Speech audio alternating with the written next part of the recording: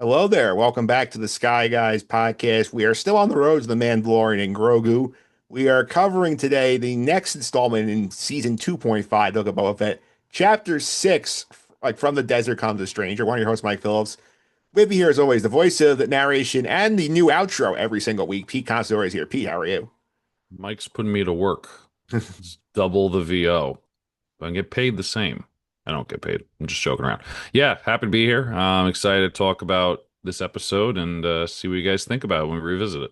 Yep. Also with us today, he just walked in, he just strolled in from the desert after his transit ship from last week. Finally beat out, got cleared by TSA. Nick Fraietta is here. Nick, how are you? Doing great. I got stuck in the cantina looking for a ride last week. Han and Chewie wouldn't take me, so couldn't make the podcast.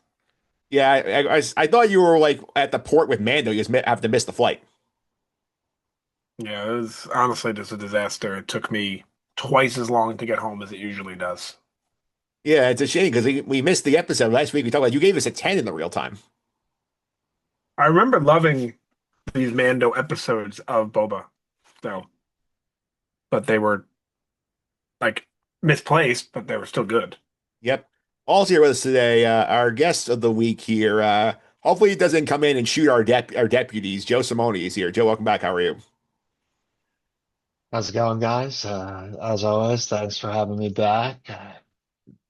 Remember catching up on a few things that nothing got me more hype than the Book of Boba Fett music. So I'm glad to be talking about this conversation. Yeah, one of the underrated things about Boba Fett, the Ludwig Göransson score is incredible in this show. It really is. I feel it gets me incredibly hyped up no matter what.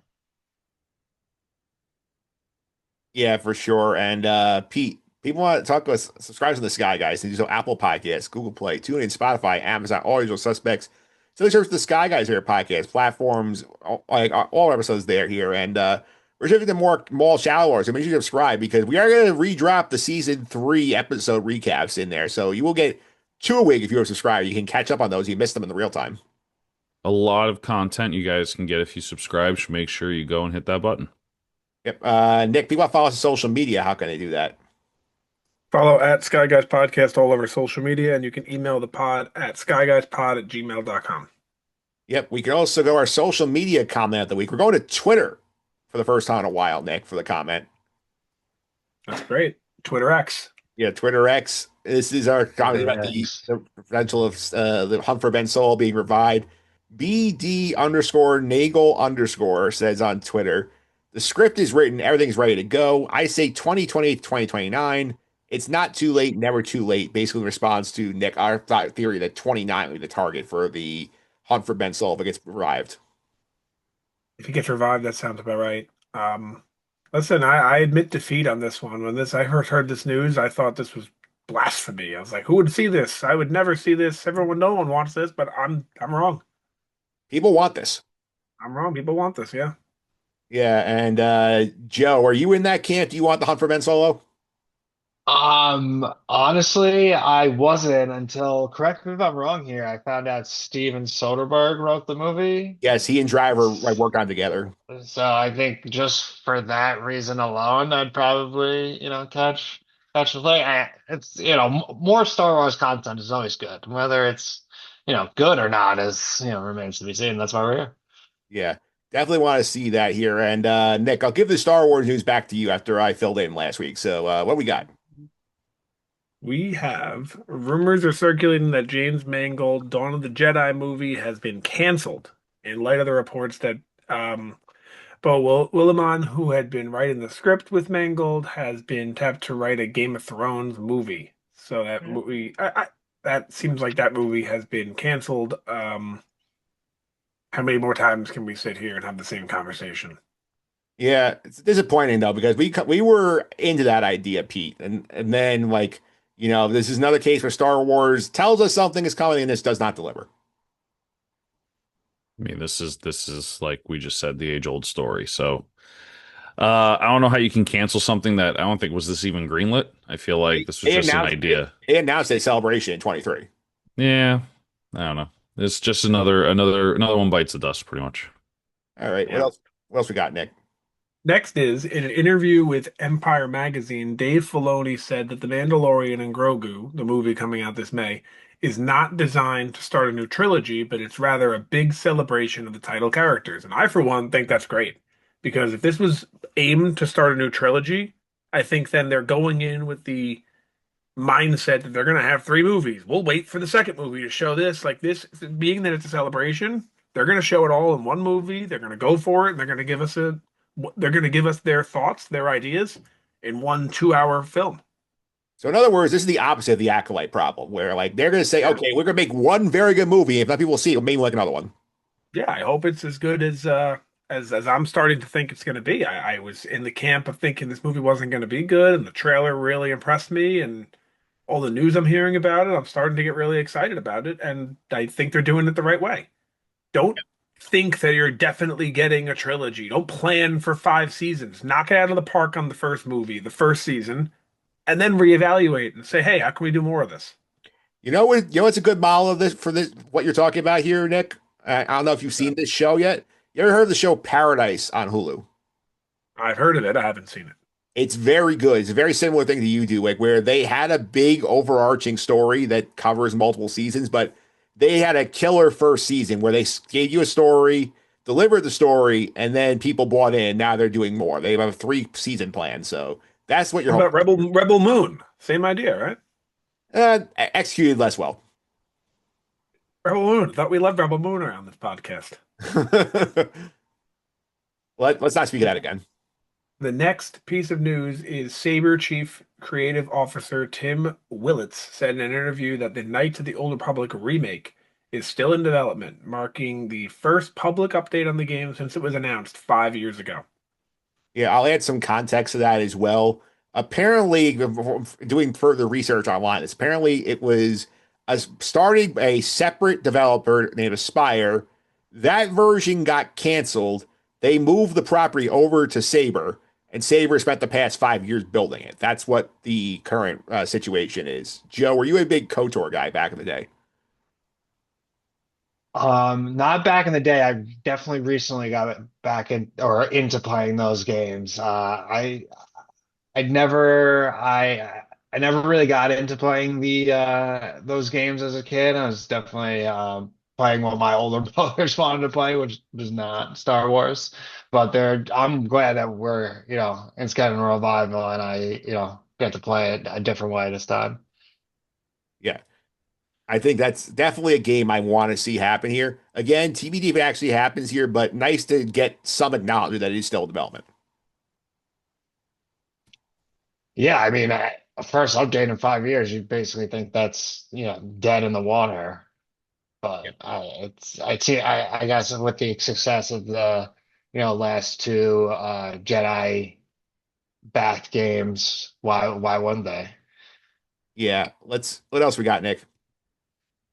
I see that Kathleen Kennedy did an interview with Variety where she confirmed that Grogu will not talk in the Mandalorian and Grogu movie, which another great thing for me. I think that I don't want to see them advance it that much. It leaves the door open to keep more things happening. I think if he talks, you're kind of hitting the end game there. Yeah. So I like the idea. I really like what they're doing with this movie so far. I think I'm really excited about it. I believe she just said he's not getting the power of speech, and she said basically, Pete, that Grogu, like the great thing about him is that like he's very good at emoting with the puppet, that you can tell what he's feeling, even if you can't understand if he's not saying words to you. He's probably going to lose his cuteness when he starts talking to the audience, and I think that's the biggest what's the word I'm looking attractor to his character if you're not a Star Wars fan. So I think maybe they're going to prolong that as much as they can. Yep. Okay, lastly, here, Andor took home 2 awards at the Saturn Awards. Season 2 won Best Sci-Fi Series, while Stellan Skarsgård won Best Supporting Actor in TV series for his portrayal of Luthen. Good for them. Yeah, deserved. All right. That it for the news here? Yes. All right. That's it for the news here. We're going to chapter 6 on the Book of Boba Fett. From the Desert Comes a Stranger. This episode originally drops on Disney Plus on January 29th, 2022. So the penultimate episode of the first and so far only season of the show. We have, obviously, this is the big cameo party, directed by Dave Filoni, written by Favreau and Filoni, the only writing credit Filoni has in the entire series here. You got, obviously, the Cobb Vanth stuff here. We get the side trip to Luke's Jedi Academy to see Grogu and Luke. Ahsoka's there for some strange reason. R2 is there. Boba Fett, the main character, has a silent cameo in the episode. Pete, what do you think going back and revisiting this? It's just a cameo full episode. Wasn't bad, wasn't fantastic. You get one cameo, I think that blew all the other cameos out of the water, which I'm sure we'll discuss. But yeah, I mean it was okay. It was a fine episode. Yeah, Nick, I know in the real time you were very high in this episode. Does it hold up? Yeah, I think it does. I mean, a little bit less because you have that initial shock factor of seeing Luke Skywalker for really a whole episode is gone, where we know that's happening now, and it's a little different when you know, but I think it still holds up. Yeah. Joe, how about you? I don't know if you revisit this since it aired in 2022. Oh yes, I actually just revisited today, so it's fresh back in my memory. Super stoked. Thought there was a lot of dead silence. I don't know if that was intended, but I felt that there was a lot of implied thought with this one. Yeah. Interesting. I mean, I was talking about more before today. Had you watched it since it aired? Oh yes, this is my second run through. Yeah. Okay. So definitely some interesting stuff here on the episode. As the guest, I'll let you kick us off here. What's the first thing you want to talk about? You don't have to go in chronological order.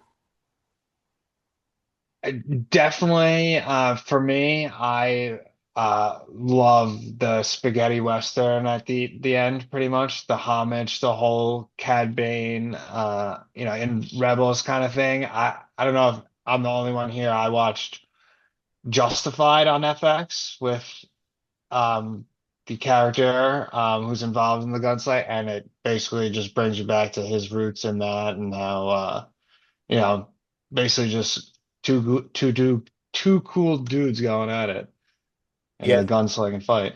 You're a big Timothy Oliphant guy. Yes, Yeah. yes. Nick, obviously, like this was a big pop in the real time when Cad Bane shows up. I know the internet wasn't happy with his coloring, but like they nailed the essence of the character when he comes back. Oh yeah, I still don't think it looks great, but it looks good enough that it's really not a big deal. Like we think we said this in the real time, and going back, I'll say it again. Look at Dooku in Attack of the Clones, and look at Dooku in the Clone Wars, and we're going to compare Cad Bane's model and say it wasn't good. Like, not a big deal, but the character translated perfectly into live action. Besides the look, but again, the look. Although I think I'll be honest, the look was awful. But I don't care that much at all actually. Yeah, Pete, obviously, I think the look we all agreed make the skin a little darker and maybe fix his teeth, and you got a 10 out of 10 on the look here. But I think the big thing with that, having Corey Burton back voicing him, I think is huge. Yeah, the voiceover, or the real-time voice, I don't know. He's not in the suit, right? Oh, It's a voiceover. Yeah, so the voiceover was fantastic. I really don't care about the color of blue. Like I just think that's like a nitpicky kind of thing. I say it all the time. We're watching a series or a movie about galaxies and light swords, and like if we're gonna be upset about, well, he was a darker color in the cartoon, and it makes no sense. I think that they didn't have enough budget to really go like full on with the prosthetics for the actor to make Cad Bane maybe look a little bit better, because I agree the prosthetics themselves look a little bit weird, like the teeth and stuff, but it was like Nick said, it does the job. I'm not angry about it, but it could have been better. hey, when you have to blow all your budget this episode on deepfaking Luke Skywalker, I don't think you have enough money left to fix Cad Bane's teeth. That's the problem. I think that's been the problem with a lot of the Disney shows up until probably Andor, was just how they budgeted their money and what they spent it on, and it just was to me, I think it makes sense at least for this episode because of all of the technology they needed for Luke. Yeah, and Joe, I know like there were a lot of complaints about how Cad Bane looked. Little did we know, 3 months later, we get much more complaints about the look of the Grand Inquisitor in Obi-Wan. Yeah, it seems to be a growing problem with Disney. I don't know if it's intentional that they, are arguing that people change, like looks change and that sort of thing, or that it's supposed to be, anime and, animation are supposed to accentuate and dramatize people's looks, for effect. Like Pete said, I think it's hard to please us Star Wars fans, and they will find any detail to crucify somebody too.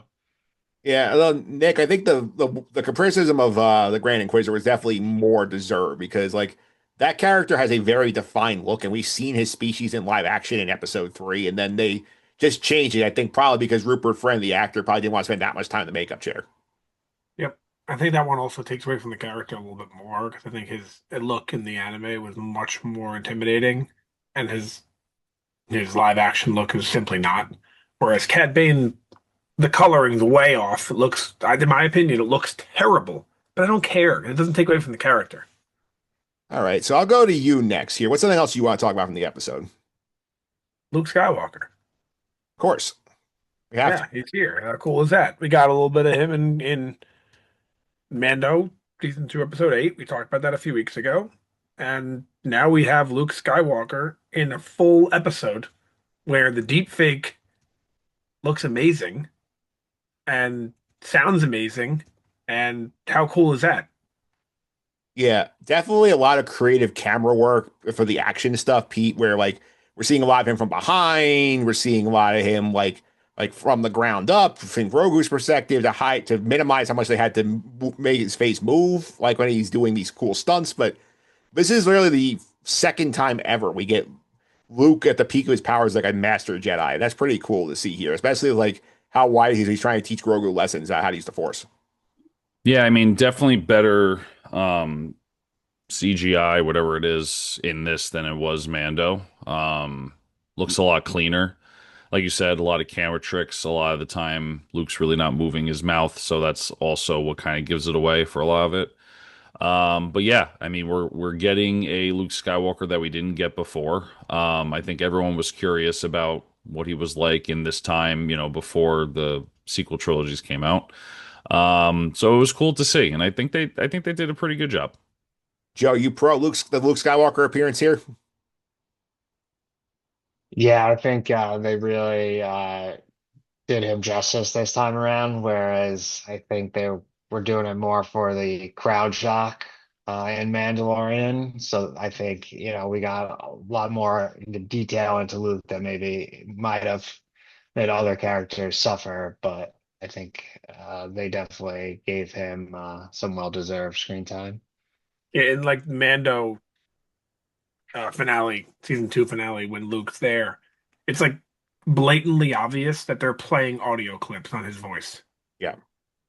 And this, you don't really feel that. Like it goes to show how I'm assuming it's obviously has to do a lot with technology and advancements, but the difference of Tarkin and Leia from Rogue One to what we see Luke here in Book of Boba Fett in 6 years, really 5 years if you think about it, based on when the show came out to when because it came out in like early 22 as compared to late 21 for the movie. So it's like 5+ years from Rogue One to this, and the advancements in the technology and how much better they did the deepfake is really unbelievable.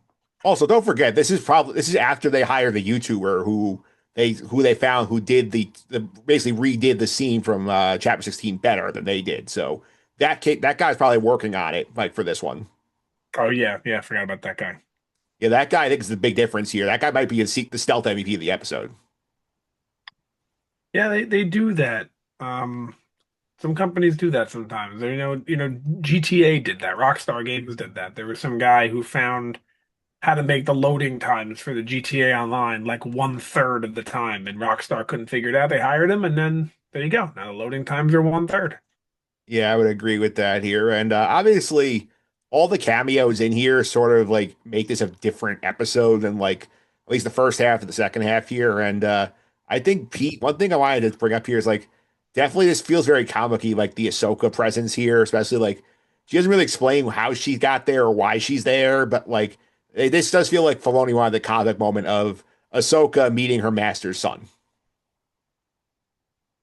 Yeah, I mean, she says I'm a friend of the family, so I mean, I don't. Was that the first time they're meeting? I can't remember. Like first time we see it, at least. Yeah, so I mean, I don't know if she just always watched from afar, which is kind of creepy, or they have met before. Um, and I think the Ahsoka cameo is that they needed something so that Mando didn't just show up to Luke and like, hey, I want to see the kid. I think they needed some buffer, and I don't think R2D2 was going to do it. So I just think they had to throw her in. You weren't amused by R2 just laying into a bench and shutting himself off. Yeah, no, if I mean, granted, Mando didn't know where they were, so like that, obviously worked, but I just don't think that would have been good for the whole episode. Okay, I'm glad you brought up Mando's like knowledge of their whereabouts here. This is a plot hole I caught this time that we didn't catch in the real time. How exactly does Mando know where to go to find them? It's not like Luke's leaving a postcard saying, "Hey, we're on this planet. Come visit." Very true. 'Cause I think they kind of like I think they kind of wrote it that like R2 is a homing beacon up for some reason, or he's guiding Mando's ship in, but I don't think that makes much sense, Nick, that Mando is gonna know where Luke is teaching Grogu. Yeah, and it's a little bit of a plot hole. You're definitely right. Because like I don't because like if like the whole thing is like we're not doing attachment. Here, your dad can come visit on weekends. Right. Yeah. Uh Pete, anything you wanna what's the next thing you want to bring up from this episode? Fact that I fell asleep during the rewatch. I'm sorry. Like Episode fault or your fault? um probably a little bit of both. I just watched it right after work today. I look, I think the overarching theme of this episode um is let's get Mando back with Grogu and let's get a finale and let's get to season um 3 of Mando. I think this was a very much filler episode that was good, had some cameos. But I don't know. I just feel like we talked about the two biggest things, Luke and Cad Bane. That to me, those are the biggest things, and that you didn't get much other than okay, Tatooine is now involved in the spice trade, which like that doesn't mean anything after the next episode of Boba Fett. So I don't know. I just feel like there's not a lot of substance here. Yeah, I will say I think the Grogu training stuff is interesting because I do think Joe they are laying the groundwork here for Luke's like basically like kind of like getting a little frustrated him at points and like he says to Ahsoka like I don't know if his heart's in it and like that leads to the big choice at the end of the episode. You're like they're clearly laying the groundwork of okay maybe Grogu didn't know what he was signing up for when he agreed to go train with Luke. Yeah, I think he's just too far along and they don't want to push it that they have or the Jedi have in the past, and maybe they know this because, the prime example is Anakin Skywalker, and you have the former Padawan and the son who, was someone who was all powerful and meant to bring balance to the Force, but maybe, they shouldn't. Nick, what do you about the Grogu training scene where we get the infamous like flip that Pete hates from season 3? He learns that here. We get like him playing with the train remote and learning how to jump. We get some stuff of Luke showing him techniques and triggering the flashback to the Order 66 stuff. Like, what do you I about love it. Luke and Grogu? I love it. We don't really get, if you think about it, that much training in Star Wars in our history of Yeah. watching it. You really get some Yoda stuff in Empire, maybe Obi-Wan on the Falcon, A New Hope, and then Anakin's pretty much learning on the job if you think about it. Yeah. So you don't really get that much. I mean, Qui-Gon teaches him some things, but that's before he's even a Jedi. So you don't really get that much of training. And then in the sequels, we don't have to train. We just snap our fingers and we're better. But this is our first time really getting in-depth training, and it's pretty cool. I think they had fun with it. Especially, I love the scene, Joe, where like they're meditating and Grogu tries to get the frog because he's hungry, and then Luke puts it down and does the subtle flex, where he basically lifts every frog in the pond up to impress Grogu. I thought that was fun. Yeah, it's definitely playing at the, heartstrings of episode 5, Empire Strikes Back, a little more kind than what Yoda was to Luke, maybe, again, another teaching moment for all, and not everything has to be so serious, taking a new spin on old training, but I think it's just the best part of the episode right there. Yeah, and Pete, the conflict is laid out pretty well. Something I missed the real time I caught on the rewatch here is like when Ahsoka convinced him to go away and Mando flies away, we do see the moment where Grogu like senses the ship there and like just reaches out to like the image of Mando's ship flying away. Like that, I think that amplifies the Luke sense feeling of, oh, this kid's like not, his heart's not fully in this. Yeah, I mean, I think I remember that from the first watch. Probably was asleep the rewatch, to be fair, but Nick's shaking his head. It's like, what is your problem? No, but I do remember that, and you're right. It gets Luke to think, oh, it's like you said, his heart's probably not fully in it. Yeah, and Nick, I'll go to you here for this. I know, like in the real time, you were very critical of the situation at the end of the episode where Luke basically presents Grogu with a choice of like, okay, like the Mandalorian stopped by, he brought you this armor, you can have this. Also, here is Yoda's lightsaber. You can have this, but you can only pick one. And keep in mind that if you go down the path of the Jedi, you may never see your friend again because time ages differently for you than it does for us. So, does that look better for you on the rewatch than it did in the real time? Does it feel better? I think it's me just being wrong. Yeah. So, in my opinion, Luke, after defeating Sidious and turning Vader, I just thought that the Jedi were no more and he was starting his own order and it was going to be like a new age where he wasn't going to follow, as Dooku says, the dogmatic views of the Jedi. It was going to be more a new age, if you will. We were not going to follow those old rules, but apparently that's just not true. So I was just kind of like, really? He's giving him an ultimatum? I thought he was going to be like accepting, like learning our lesson. Like, hey, maybe the views of the Jedi, forbidding love is one of the reasons Anakin fell. And maybe if they were okay with it, he wouldn't have, and something like that. So maybe Luke would say, for example, I'm okay with him wanting both. Maybe Mando could be here. He could have an attachment and still be a Jedi, but I guess I'm just wrong. Yeah, I think the way I look at it is I think his evolved viewpoint is more like, okay, like the teachings are right, but like the problem the Jedi has is that like basically they not give you a choice. Like once they took you, you were in for life until like you fell. Whereas I think his idea of P is sort of, okay, like I'm fixing this problem because if they have a choice, and if I can sense they don't want to be here, I'll let them go on their way to stop the train before they can cause harm. I like that. Yeah, I mean, I do agree with Nick though. I mean, the whole premise of the original trilogy is the gang, right? It's the group. Yeah. There's attachments there, right? So to see him go so, I'll call it conservative with the Jedi Order teachings, was I picked up on that too. That was interesting. But you're right. I mean, that is a difference than what the original Jedi Order was. It was you have a choice. You can stay here or not. If you're not in it, that's okay. I won't force you to be here.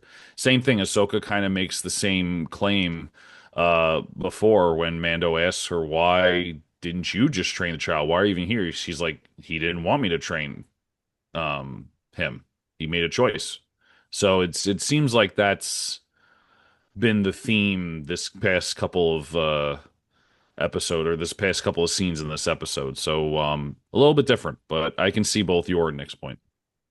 Joe, I'm curious at this point, like in the timeline, if like Luke has found those sacred Jedi texts from Octo, and if he's like read those, and maybe has sort of convinced him, oh, the Jedi were onto something here. So like maybe we should just do this with my little tweak about like everybody has to be fully invested if you want to be a Jedi.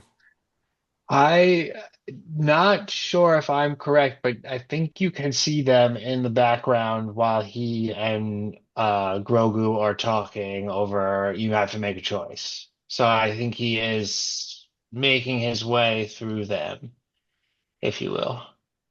Yeah, I'm gonna try and fact check that. So, Nick, like, do you think he found them? I have no idea. I didn't see it. I don't know. I don't have an answer for you there. Yeah, I'm trying to go look on the Wookiee here. So, Pete, what makes sense that if he did find them, that maybe he sort of inspired, like, okay, like I'm like I read these, they had good ideas, but like I can just gotta, make sure that we let people actively want to follow these principles instead of forcing them to. Mike, I'm so sorry. Can you just repeat that for me one more time? And my theory is sort of like if he follows this, he finds these like Jedi texts like that, like, and he has them by the time he sees Grogu. Maybe he says, maybe they had good ideas, but he's not. We have to just stop forcing everybody to do it if they don't want to.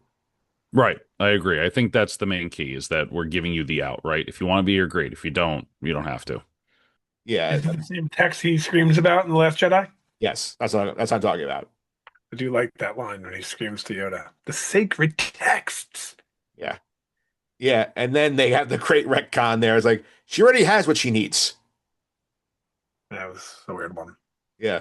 That was just Yoda. Did they ever explain how Yoda was able to like cause havoc in the real world as a Force ghost?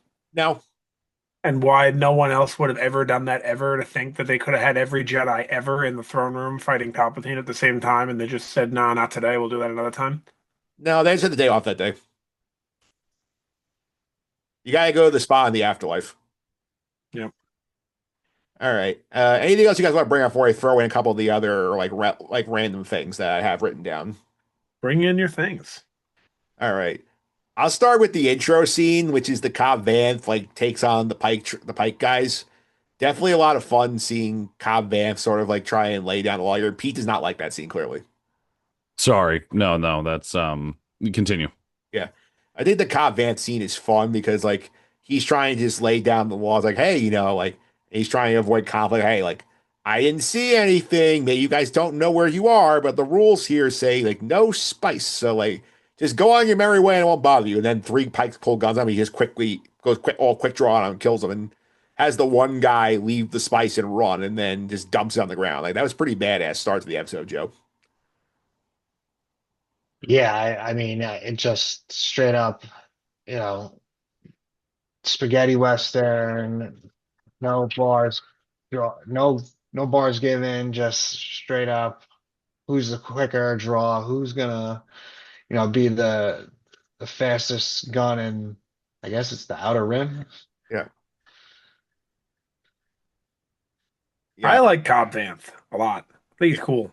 I know we see him in the back to tank, and I hope we get to see him outside of that tank in the future. yeah. He made two appearances in our abandoned episode series. His abandoned characters, abandoned storylines. Yeah, I hope we get to see him come back. He's a good dude. It was a good foreshadowing on their part to have him win the quick draw at the beginning of the episode and lose at the end of the episode. It's cool. Yeah. Also, another plot hole I just thought of here, Pete. Like, how does Cad Bane know that Cobb Vanth had Boba's armor? I don't know. Maybe he's encountered it before. Or actually that's probably the only way, is that he probably encountered him when he had the gear. Yeah. I Yeah, can't I say mean that's that plot hole though. So like, but how is he going to know that though? Because like he's never, we haven't seen him around these But parts. just because they don't tell you everything doesn't mean it's a hole. You know what I mean? That's true. It's not as bad as Mando finding the Jedi temple without a Yeah, map. right, yeah. That's just like Yeah, that's because just that's season 7 there. That's a secret but location, not so yeah. secret. But yeah, this is, But just because they don't show you something, we can't just automatically say, "Oh, plot hole." Like something Yeah, could happen off camera, and it's something that's becoming fewer and fewer in Star Wars today. Is there's almost nothing that we haven't seen. You know? yeah, that's true. Also, I'll throw in here a couple like another note on this thing here. I do think it's funny that like again this the show's called the Book of Boba Fett. This time Boba's there, Pete, but he's just a silent cameo in his own show. You When the know, briefing. it's a step up from the episode before. We're slowly working back to having the character in the show. So, Do you um, want him? no, Yeah, not this version. I thought, I look, I said it before. Boba Fett at the end of season 2 of Mando, badass. I was like, oh, we were all pumped when the show's gonna come. Oh, this is gonna be great. even And Boba Fett, then it just kind of fizzled, and even teaser Boba Fett is better than the Boba Fett we got in the show. yeah. So I just, as much as I don't want him, I think we've talked about it ad nauseum when we did the Book of Boba Fett when it first aired. The fact that he's barely in these 2 episodes, he's not in one episode, and he's barely in this episode of his own show is pretty bad. Yeah, and it's like I'm wondering why they didn't. And they feel like they could have gotten away with this but I guess there's no reason to do it. That's why they didn't do it. But the way that they did this with the chapters and the Mandalorian season one, and it's chapter one, chapter two, and so on, and then you call this the Book of Boba Fett, it's almost like you're telling me you could easily have said this and gotten away with it. This is another season of Mandalorian. It's just more so focused on Boba Fett. You could have You done could have just said that. Like that's kind of what it is. But by calling it its own show and giving it its own section on Disney Plus, its own Wikipedia page, rather than being listed as a season, kind of makes Pete's point true, where he needs to be there more. But if you didn't do that and you just said this is a season of Mandalorian, it's fine. Yeah, but then the problem you run into, Nick, is like you label this, for example, the Mandalorian colon the Book of Boba Fett. You have people like casual running into episode chapter one, chapter two, saying, "Where's Mando? Where's Din Djarin? Where's Grogu?" Like you'll have all those people. And then they wait in episode five, he comes back, and then they watch it. Yeah, but then they might not be there by the end of episode five if they get bored by chapter two. I guess in a weekly release model, it is a bad idea. Yeah, I think But it's it would have fixed it. Could have fixed that problem of because that's really what it is. yeah, it's what More so than Ahsoka. Like I know Ahsoka follows the same continuity. I know Skeleton Crew follows the same time frame as well, but they're very independent of one another. Where Book of Boba Fett is really not at all. Even if you take out these Mando episodes, it's really not at all. It has the same tone to it. It's just bad, but it has the same tone. It's the same idea. Like because this is created by Jon Favreau. The other ones are not. Yeah. Yeah. The thing I'll say with this, I'll also throw in here, I think in terms of that situation with this here, I think this is, again, we're going to have this conversation in 2 weeks about like what would happen if Mando and Grogu didn't reunite here. I think it's clear from the rewatch here, another more else to set up here. Like, I think what we got the Mando storyline wise here is at least the first half of season three, what was originally intended to be. And they shoved it in here because they were writing the show and they got through the movie portion of the Book of Boba script and said, "Oh shit, we're out of ideas." Either that, or they were given the command on high. We can't wait till season three. Commando and Grogu get back together. Do it now because they have to sell merch. No, I I think agree it's with you. some combo of those two. Definitely agree with you. I completely agree with you that for your first part. I think it's the movie was probably the first episode, and then everything, maybe like half the flashbacks, and then like the end of what happened at seven, taking Mando out of that storyline. Yeah, And that was it. And they're like, guys, this is like 3 episodes, 4 episodes. We can't make a show out of this. yeah. They Well, bring why it down. not? Yeah, You can't have a 4 episode show. Why not? I mean, you could literally call it like a spinoff or like what it's Disney Plus, right? Like I can understand if you have like a contract like with a different production company, but you're producing it yourself. Why couldn't you just say, "Hey, here's a four-part series about the Boba Fett and about Boba Fett and just make it 4 parts?" yeah. I think that's like it goes back to the episode or thing where they wanted to keep the subscribers on Disney Plus longer. I know that it's for them, but they definitely have some sort of rules where it has to be. I know like their lengths are all over the place. Sometimes we see 29-minute episodes, sometimes we see 50. But I'm sure I don't know for sure, but I'm sure they have rules with Disney Plus. Like it needs to be a certain this, it needs to be a certain that. And they have people who are far smarter than us making these decisions for certain reasons that we can't begin to understand. Like when we start talking about, I say this all the time, we start talking about baseball statistics. And people are like, we think we know more than the GMs. They have models that if we tried to open on our computers, our computer would break because it's that advanced. They wouldn't even be able to handle them. Oh, you know what I'm talking about with the models. He's a model man over there. Oh yeah, gotta use AWS. Yeah, I'll also throw in too with this. I mean, the one scene that Boba's in this episode where Fennec is basically breaking down the plan of how they're gonna deal with the Pike Syndicate, and like they give the helpful flashbacks. Like, okay, we talked to the crime families; they're gonna stay out of this here. And this had this line here where it's like Fennec's like, okay, we've got Black Chrysanthemum. Here's Din Djarin. Now we have enough like experienced muscle to help us patrol the streets. I'm like, there's 2 bounty hunters, you and 5 like cyberpunk Power Rangers. That's enough to take on an entire crime family. You underestimate the Cyberpunk Power Rangers, and it shows. Again, those sheer numbers. This is 5 versus swarms of pikes we see next week. No, I'm with you. It's. I mean, there's no other way to put this. This is a bad show. Yeah, because like at least you could spend like an episode maybe of Boba Fett like reaching out to underworld connections and trying to like fight them to outpay to get the guys here and like build his own army. But again, that involves the budget. They probably wasted half of it like animating Luke Skywalker for 30 minutes. That's probably half the show's budget. Yeah. Like I said, they ran out of time to color Cad Bane darker blue with that. Also, I think the one scene we didn't touch on here, I think is interesting, is like when Mando recognizes, hey, we don't have enough people here to help us. So that's when he goes to Cobb Vanth to try and recruit the people of what is now Freetown to join the cause. And I think like he does a good persuasion job here on Cobb Vanth, Joe, because the argument Cobb Vanth's like, hey, we don't want trouble. You know, we dealt with them already. And Mando's like, hey, like just because you're not your problem now doesn't mean it won't be at some point. If we lose, like they're coming for you next. And that comes true really like 10 minutes after Mando leaves. Yeah, I think that's the way things happen in the galaxy, they definitely trickle down, not trickling, the waterfall effect. Yeah. Yeah, Pete, what do you think about Mando's sales pitch to Cobb Vanth? Because it looked like it worked. Because it looked like they were get the at least have a vote on it by before Cat Bane shows up. Yeah, I mean, Mando as a character went from, not saying he wasn't smart, but when you first meet him, we think he's just a very skilled bounty hunter.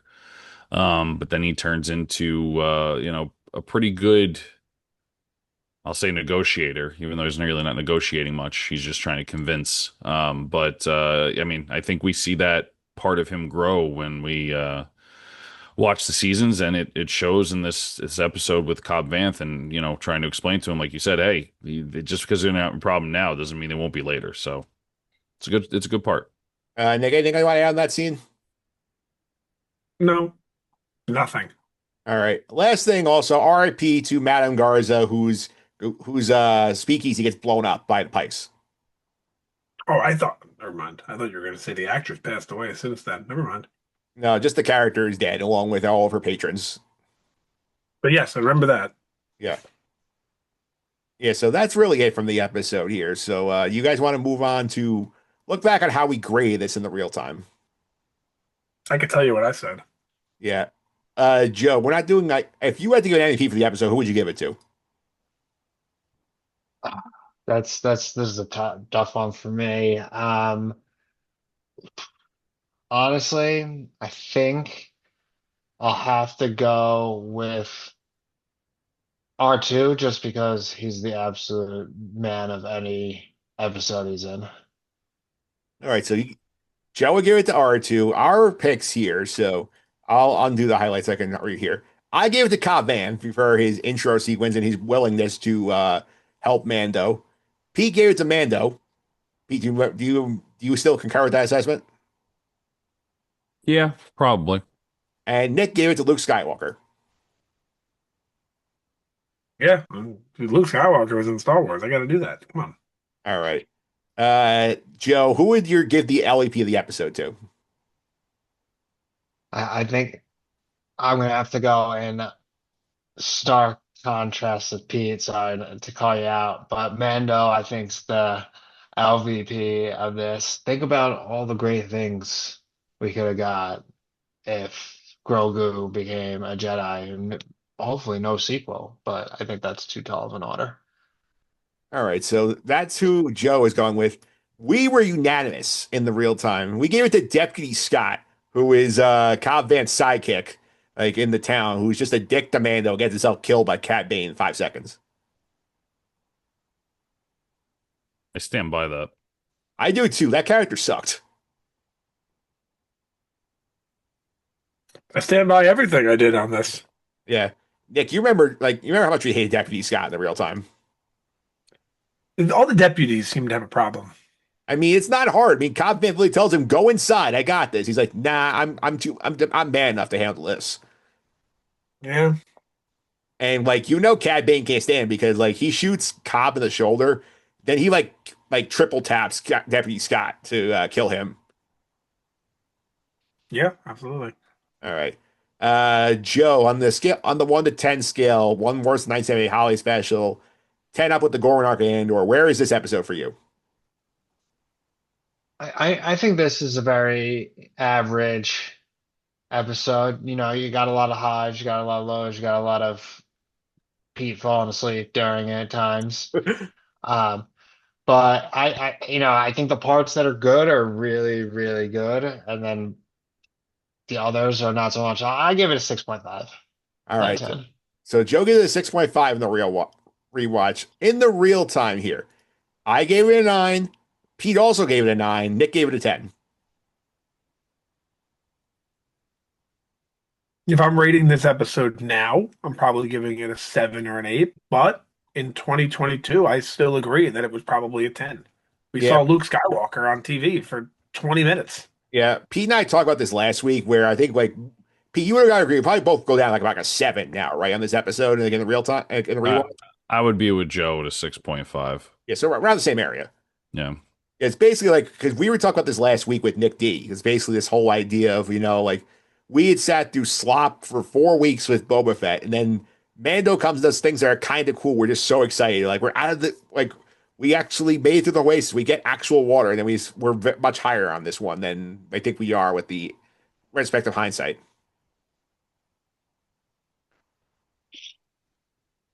Yeah, I mean, look, like I said, 2022, this is a 10. We saw Luke, I mean, for me, saw Luke Skywalker on TV. I mean, Ahsoka was there. Fan service, call it whatever you want, but it happened and it was cool at the time because this was before Obi-Wan, where it was just fan service delight, Vader and Obi-Wan. And before this, you know what I mean? Like, this is when it happened. So it's before this. So, like, fan service being a thing, like a cheap thing, wasn't really a thing yet in Star Wars. Yeah, this was Jingle Keys the musical. Right, exactly. Yeah. All right, so I think that's it for this week. And next week we will continue. We'll finish out Mando 2.5 with Chapter 7, the Book of Boba Fett. So we will wrap up that storyline there, and Pete gets to revisit the spin move next week. No, I'm not looking forward to that at all. I'm curious to see what I think about it on the rewatch. I'm very curious. Maybe I'll like it. Maybe I'm a changed man. Who knows? Yeah, maybe you'll just like be inspired, just do your own spin move on the podcast. I'm okay. That's not happening. Sorry, guys. All right, YouTube watchers, sorry, he will not do a spin move for you. Hate to disappoint. All right, well, Joe, thanks for stopping by. Really appreciate the time here. Fun to check in with you on the Mando on the road to Mandalorian and Grogu. Always a pleasure, guys. I've been blessed. I really enjoyed this one. Thanks. Yep. Pete, if you want to follow you on social media, I'm going to do that. At Consy29 on Twitter, CONSY29, AB Tyler 308.